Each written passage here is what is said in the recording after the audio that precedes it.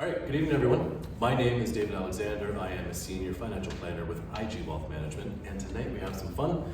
We have the pleasure to sit 20 minutes with the one and only Philip Petursson. He's a guy that you might recognize. If he didn't have the beard, I don't think it's a good disguise, Philip. But it's winter, it's cold. It's cold, it keeps you warm. Yes. So Phil literally got off the airplane from Toronto. He's here now in Calgary, and we're talking.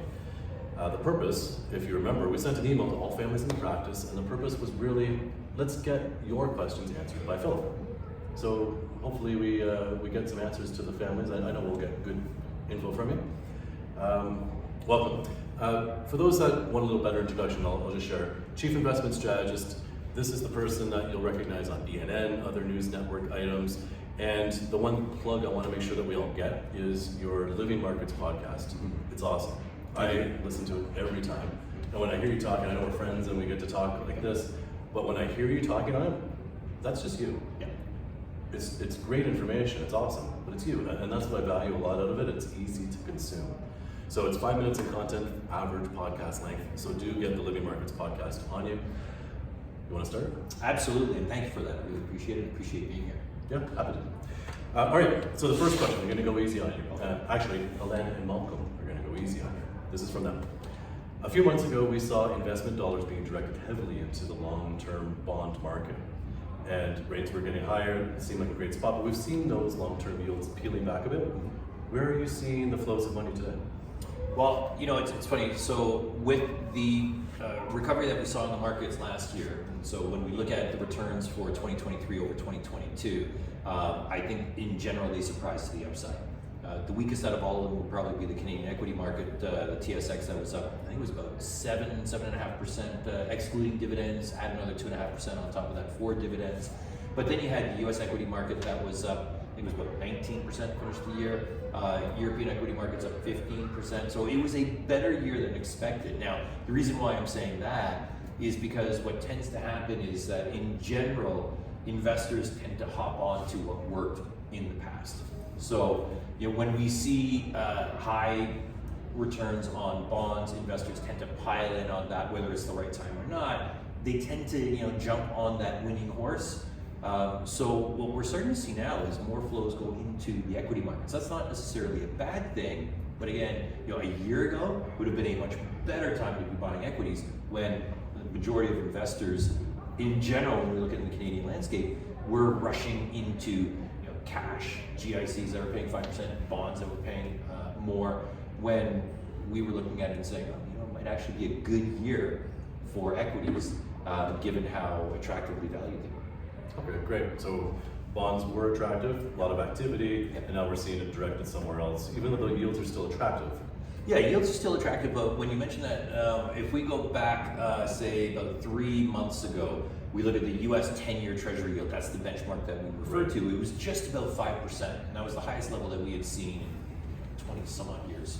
I think the last time was like 2000, close to 20 years, 2005, 2006, when it was that high. It's now sitting just below 4%, still attractive. So bond yields or bond returns as we go forward are expected to be in that, you know, mid-single digit range. But, you know, going from 5 to 4, it's not quite as attractive. But what that gave investors in the fourth quarter of last year was a very, very nice bump up in terms of bond returns. Okay, we've seen this come from high to low before, and the capital gains appreciation on the bond portfolio could be there. Yes. Thank you for that. The next question, I thought it was fun. This family said, and I know this family, they actually have a 28-year-old son looking to go into the real estate market. So here's the question. Imagine you, Philip, are 28 years old, hoping to enter the real estate market here in Calgary. You have your down payment and a job with income to support the mortgage. Your concern is about timing. And a lot of people are thinking this, the timing of, if I don't go in now, I'm gonna miss out on a hot market, prices of homes keep going up, and we have to offset that with the other side, where we see interest rates are high, and am I silly for getting into a debt like a mortgage today when rates are 5-6%? What would you be thinking about? What are you concerned about? First, David, I almost laugh when we talk about 5 or 6%. My first mortgage was 6.5%. if we look to my parents, they will talk about the early 80s when they were paying 18% on their mortgage. So, the general rule of thumb that I have, first, I'm not a real estate expert nor a mortgage expert, but I treat it like cash flow, like a business. Would a business make an investment in an acquisition or a new plant or whatever if they couldn't afford it? No, right? So everything comes down to do what you can afford. And so if you can afford to buy a house today based on income at 5.5% or 6% or whatever the prevailing interest rate is, then you can certainly afford it when interest rates start to come down and they're going to be 4% or 3.5%. So, and also everyone needs a place to live. Now, here's my thought on the housing market. The biggest challenge last week, I was sitting at the economic breakfast in Toronto, and we had a good conversation with the chief economists from all the banks there, and they all brought up the same thing, which is the stress on the Canadian housing market as a result of the immigration. Now, immigration is good and necessary, but last year we brought in, I think it was the Canadian population increased by 1 million, and yet we only built maybe 250,000 homes. So housing demand is going to remain strong for, I think, a number of years. So someone that can afford to get into the housing market today, I think it is a worthwhile investment and a good place to live. Okay, that's interesting. The story I heard lately was, if you can get into a home and the price is going to go up by double, just as an example, your down payment doesn't actually go up the same number of dollars. It might go up by the same percentage increase, but if you need 5% down, 5% of a $100,000 home is not the same increase of 100%. So a $100,000 home could go to 200, but your down payment only goes to 10,000 from 5. So it's easier to get in. So that's something to think about. I think it was on Saturday, we had a new president elected in Taiwan. Mm-hmm. So that's the next question, and I believe it's about 50 different countries around the world in 2024 are going to go to the polls. Okay. So as the chief investment strategist, and you're looking at the grand theme, the macro global economic trade relationships, geopolitics, what are the key things you're taking from the people concentrating on elections this year? And the big one in the United States, Of right? course. Obviously, and we don't know who the Republican nominee is going to be yet. It's a good sense that it's going to be Biden on the one side. We'll see if it's Trump on the other side, and it's a repeat of what we saw 4 years ago. So when we approach elections, you really have to do it with a clear head and think that what is said on the campaign trail often stays on the campaign trail. It doesn't tend to lead to official policy. What a presidential candidate will try and propose in debates or speeches or whatnot might not be what they can actually do, right? If they want to spend money, that has to go through Congress. If they want to go to war, that has to go through Congress. There are a lot of different things that the president is beholden to through the Senate and Congress that kind of balances the power out. So what does that mean? We need to just take a step back and not get emotional about who's running for president or who wins. Often it doesn't matter. We see the markets do well when a Republican is in the White House. We see the markets do well when a Democrat is in the White House. Split Congress, majority, whatever it might be. Now you're right, we're seeing a lot of elections around the world and it can change things, but we wait for policy. We wait for the actual economic consequence or act that can change the economic outcome. And that often doesn't come with elections, it comes with other factors. Okay, so it sounds like you're filtering out the noise to try to really dig into the real data, the things that will actually influence policy, market movement. Okay. Yeah, let me give you an example. What's going on right now in the Red Sea. First you have Israel and Hamas in Gaza. That is more headline risk than market risk. But now we're starting to see, it's the Houthis in Yemen that are now attacking ships in the Red Sea, and the Red Sea is 15% of global trade. That now starts to have a real economic impact. It's going to cost us more for oil and gas, or things traveling through the Suez, or maybe not avoiding the Suez Canal, where it takes longer, more money, right? So that's inflationary. We start paying attention to that. Okay, thank you for that. Okay. You just had two key words in there that we're going to segue into what our next question is. It's about change in the political regime and oil and gas. So I don't know if you know my practice, but my practice was born inside Shell Canada. We are a family of people that were inside the energy industry, and they do great things, smart people and passionate. And here we sit in Calgary. There's a lot of passion behind energy, a lot of passion behind politics. So excuse me, Bernie, I'm not going to quote the question. I'm going to just change it a little bit. And it has to do with what are we going to consider in your perspective of the energy industry in Canada with the potential for a change in the political regime next year, maybe even this year if they choose to, and the red tape that we see that we perceive as bottlenecking the Canadian space more than other countries.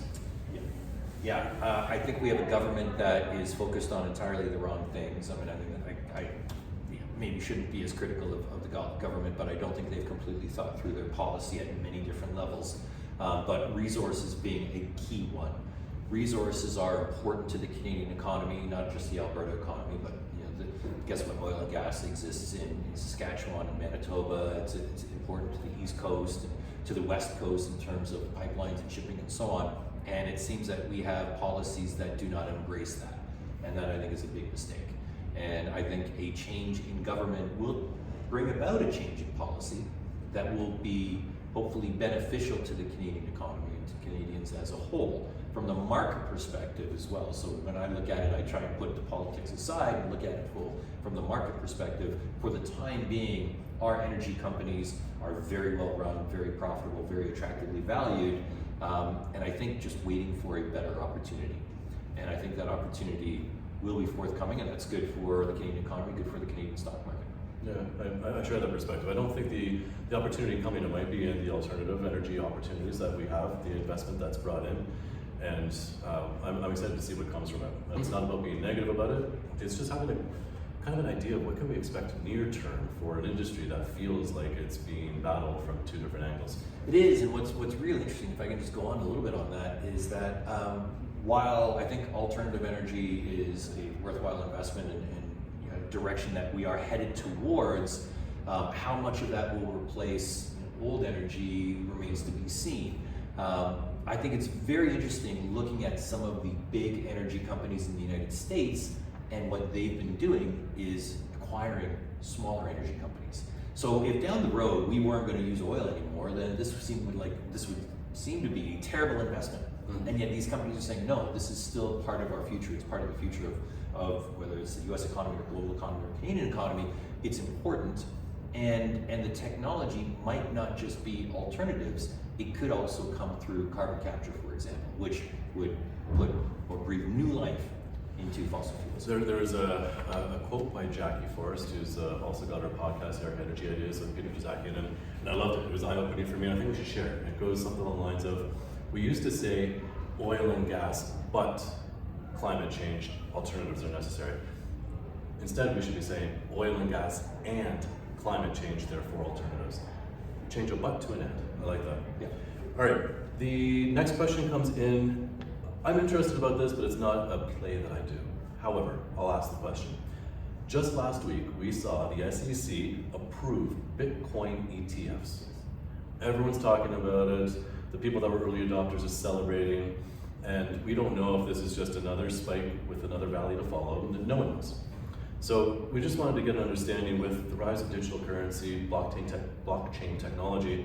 What are your thoughts on the potential impact to the traditional financial institutions, the system? I think it is a potential great profit center for those that are providing the ETFs. Basically finding a mechanism by which that they can sell Bitcoin or other digital currencies to whether they're investors or speculators, however you want to classify them. But take a spread off of that. I think that's good for some companies that are going to be offering that. I'll give you my perspective. I don't know how to value a digital currency. So in my portfolio, it doesn't have a place. Now, if other people have expertise that they can value it, great, good on them. What I tend to see, this is the cynical side of me, but when I tend to see ETFs come out on what is a hot, or emotional product like Bitcoin, In the past, it's sitting at the top of the market.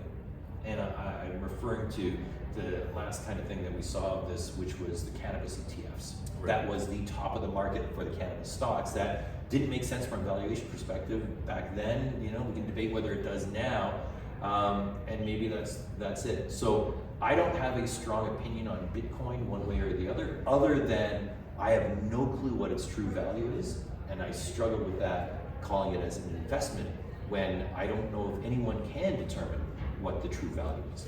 I do agree with you there. I call it a dart throw.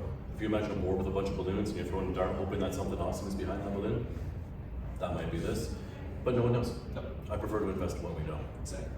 All right, you're gonna have a real quick one-word answer to this question. Sell high, buy low, that's the traditional adage on how you make money in the marketplace. Yes. Philip, is there not that one person, that robot, that algorithm, that piece of technology that can get it right 90%, maybe even just 80% of the time? No. Well, okay, sorry. I shouldn't say that. What you want to do, the way we approach it, and I approach it from an asset allocation perspective, right? So again, it comes back to understanding the value of things. And you can attach a value to things based on the income that they earn, whether it's a coupon, whether it's rent, whether it's earnings, profits that companies generate out of sales of a service or a product or whatever it might be. You can attach a value to that. And then you can recognize when the general marketplace is overvaluing or undervaluing that asset. And so I believe from an asset class perspective that you can do this successfully over time. Now the markets are up 70% of the time, so if all I do is just, and this is over, let's say, a 10-year period, rolling 10-year period. So if all I do is just invest and say, I'm gonna lock it away for 10 years, I'm gonna be up 70% of the time. Well, if we focus on valuation and profitability and better places to put our assets, then we can improve our results over time to get it closer to 80. But if you're saying, is there a machine that can do that? And is it leading to, well, are we just going to use AI and everyone's going to use AI to invest? I think that might be part of the question. I never actually asked how deep this question was going, but I think it was more like, why would we ever go down when it's better to go up? Right. Well, yes, you go down because there's recognition that a asset class or a stock or a bond is overvalued. Right. And this happens time and time again. When there's nothing wrong with a company. Let's use the example of Microsoft. Microsoft from 2010 through 2015-16 just went sideways. Right. Yet the company was growing in value, but the market had already put such a lofty price on it that the company needed to grow into that valuation. Right. So for a period of time, it was effectively dead money.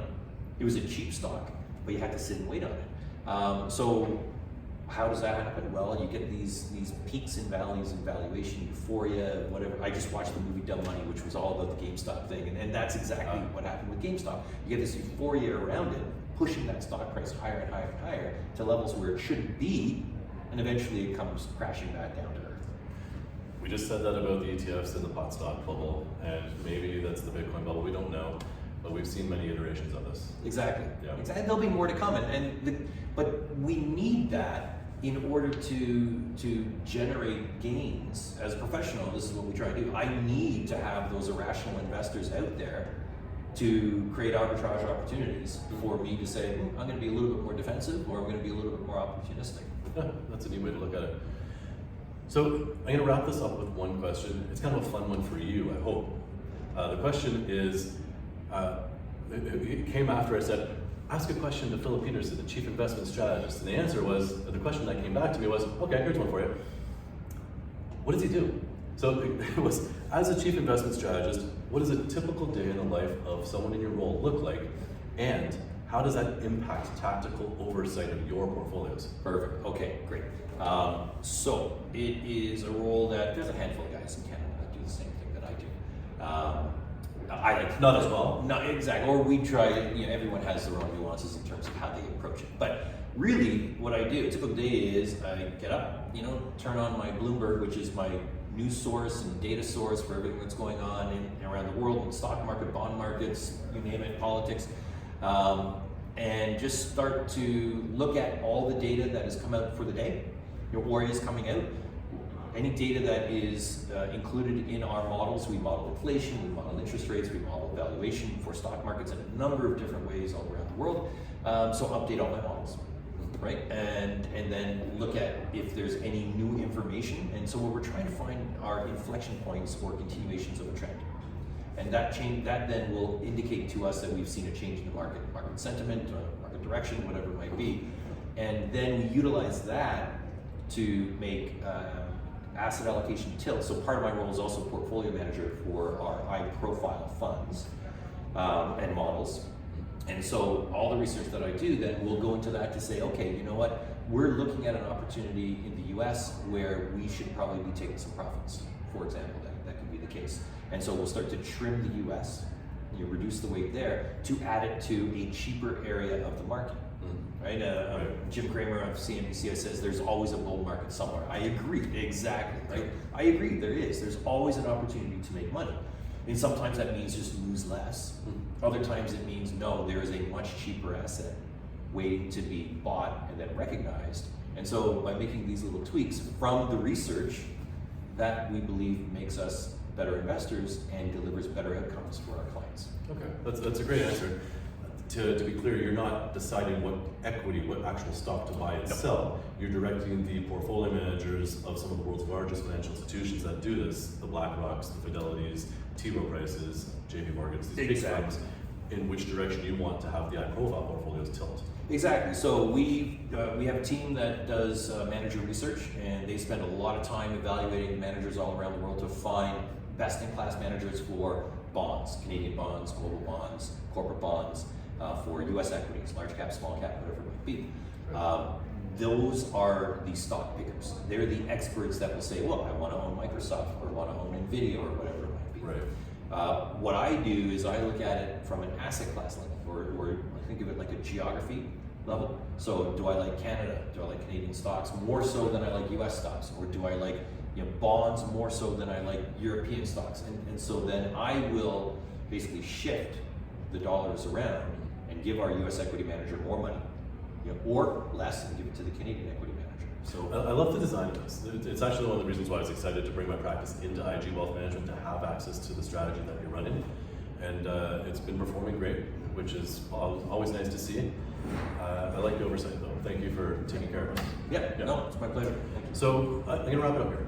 Are you okay if we don't do all of the questions? There's two that I'm actually leaving off in the lieu of time. We were 22 minutes in, and I think we should let everyone have their day back, whatever this is taking them from. I appreciate it. Thank you. Thank you. We'll see you in the big room afterwards. Yes. And enjoy Calgary. Well, thank you for having me, and hopefully I can bring some warmer weather. Thank you.